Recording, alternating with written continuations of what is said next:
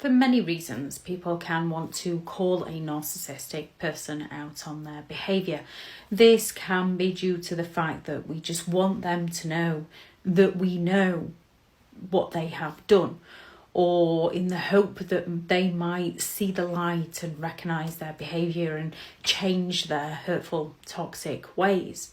When it comes to calling a narcissistic person out, this never goes how we would like it to within our mind, because they're not going to suddenly just say, hey, you know what, you're right, I'll change.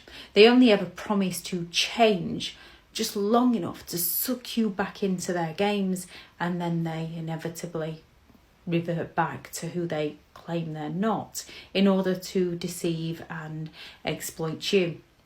So when you call a narcissistic person out on their behaviour, one of the first things they might do is deny all knowledge, gaslight your reality, get you to believe that what you saw with your own eyes you did not see, what you heard with your own ears you did not hear, as they're going to go all out to deny any and all knowledge.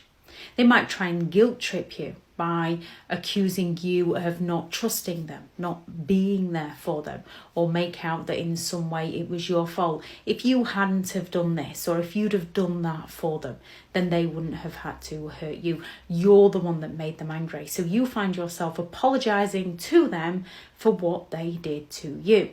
They're going to go all out to shift the blame over to you, so that you find yourself defending yourself to them, so they don't have to deny all knowledge to you. They could project out onto you. What about when you did this? What about when you did that? What about when you did the other? They're going to project anything they can onto you. They're going to accuse you of having trust issues, of being insecure, of being too sensitive, to again get you on the defensive. They could just fall silent on you to frustrate you, so you can't communicate with them because they're refusing to communicate with you. And one of the most dangerous things is they could rage out at you. When they are in that fear, when they believe they've lost control over you, they might rage out at you, which can be a very intimidating place to be.